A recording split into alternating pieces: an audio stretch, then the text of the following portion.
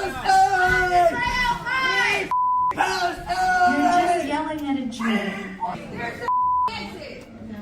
You can leave the show if you want. This is not an internet comment section. You're just yelling at a Jew. That's how it started. One line, 6 words. But when Regina Spektor uttered that sentence on stage in Portland, Oregon, the room didn't just freeze. It shifted. The entire atmosphere turned from dreamy to historic as a centuries-long story of displacement, trauma, identity, and resistance came crashing into one night's performance. Regina wasn't just responding to a random heckler. She wasn't trying to go viral. She wasn't fishing for applause. She was defending something much deeper than politics. She was defending her right to exist as who she is, a Jewish woman, a daughter of immigrants, a survivor of generational trauma, and a human being on stage singing, not shouting. It was supposed to be a concert like any other. Revolution Hall in Portland was buzzing with anticipation.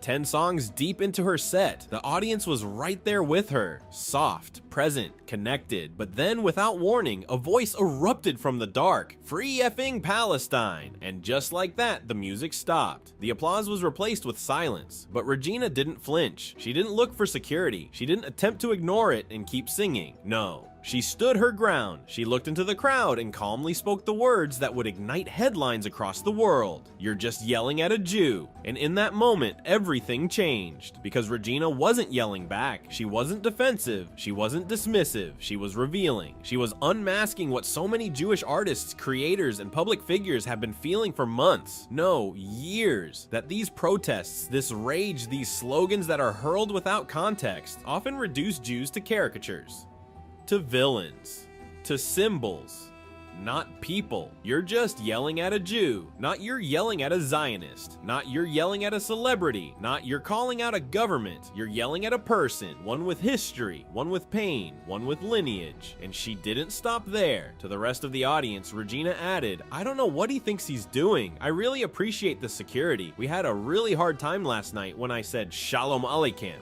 Let that sink in. She caught heat not for a speech, not for a flag, not for a political chant, but for saying Shalom Aleichem, a traditional Jewish greeting that simply means peace be upon you. Even peace, when spoken by a Jew, was met with suspicion, with hostility. That's the reality she was trying to paint, and the moment forced everyone in that room to sit with it. And yet, the disruption didn't stop with one protester. A second voice rang out, a different approach, but the same tension. There's a genocide happening. This wasn't just a concert anymore. It had become a battleground, one where the war in Gaza had burst through the digital walls of the internet and landed in a quiet Portland venue. Spektor, still composed, responded once again. "You can leave the show if you want. This is not an internet comment section. I know that you are mistaking my show for a YouTube video." It was direct, it was grounded, and it was necessary. Because what many forget is that Regina Spektor didn't grow up in the spotlight. She didn't enter this world with armor. She emigrated from the Soviet Union as a child whose entire family history is marked by escape, by marginalization, by not belonging. If you suffer from daily pain, you need to hear this. It is no secret that Big Pharma isn't interested in your relief. They want you hooked on pain pills forever. And they're profiting billions in the process. But now, a natural pain solution has taken hold throughout the United States. That solution is named Canolidine, and it may be your ticket to a life without pain. Chances are you've already heard someone talking about Canolidine, as it has changed the lives of hundreds of thousands of Americans. Over 2 million bottles were shipped last year alone. Why is it so popular? This drug-free innovation has been studied for 14 years, and it gives you pain pill level of relief without side effects, grogginess, or risk of addiction. No synthetic pills, no injections, and no expensive doctor visits. In fact, it is 1/10 the cost of traditional pain management. Scientists are calling Canolidine nature's morphine, and it's the only substance ever proven to activate your body's natural pain molecules, the very same ones upon which pain meds are designed. And until midnight, you can try Canolidine risk-free for 90 days for just $1 per day. No subscriptions, no gimmicks, just honest and powerful relief. Remember, authentic Canolidine is only produced by one company in the world, GDR Labs. And every bottle is small batch manufactured in Atlanta, Georgia. Thousands have vocalized their success with Canolidine. You could be next. But hurry, due to demand, this special pricing expires at midnight tonight. To try Canolidine for less than $1 per day, go to www.trycono.com/facts or click the link below this video. Break free from Big Pharma. You have nothing to lose but your pain. She sings in English, yes, but as she revealed that night, English is not even her native tongue. The only reason I even speak English is because I came here to escape this shit.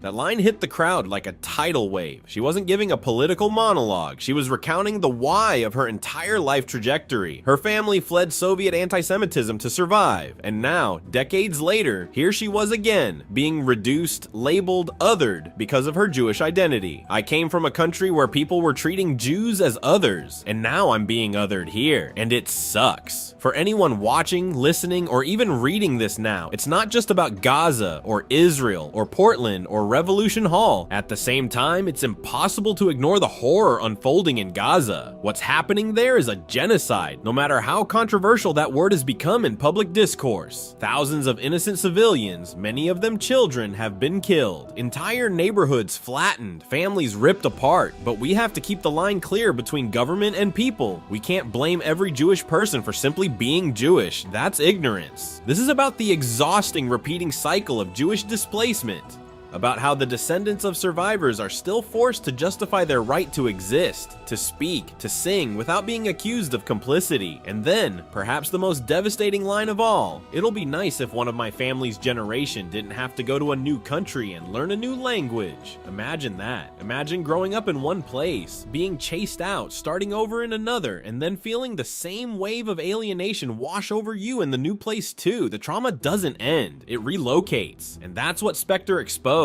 Not through fury, but through fatigue. As the crowd shifted uncomfortably, clapped, some shouted Am Yisrael Chai in solidarity, others left quietly. But for those who stayed, those who truly heard her, it was more than a moment. It was a glimpse into what Jewish artists endure when they dare to not hide their identity. Regina Spektor wasn't making a political statement. She wasn't trying to win an argument. She was tired. Tired of being shouted at. Tired of being misunderstood. Tired of being someone else's symbol of oppression when all she ever wanted to be was herself. And here's what's crucial to understand. This wasn't about silencing protests. It was about asking a question. What happens when activism becomes aggression? When protest forgets its purpose and becomes indistinguishable from harassment? When you yell "Free Palestine" at a Jewish woman singing about love and life and language, what is your goal? What are you freeing? Because nuance dies when people yell over melodies. Empathy dies when someone forgets the person on stage is real. And conversations die the moment we replace dialogue with slogans.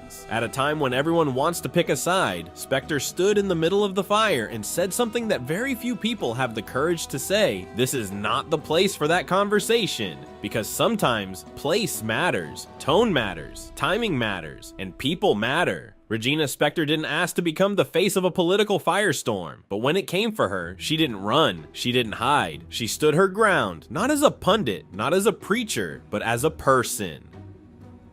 And in doing so, she reminded the world that identity isn't a weapon, it's a weight, a history, a story. And when someone tries to shout over it, you better believe she's going to sing louder. So next time someone asks what happened in Portland that night, don't just say a concert was interrupted. Say a woman defended her soul. Say a refugee's daughter reclaimed her name. Say Regina Spektor reminded the world that being Jewish doesn't mean being silent.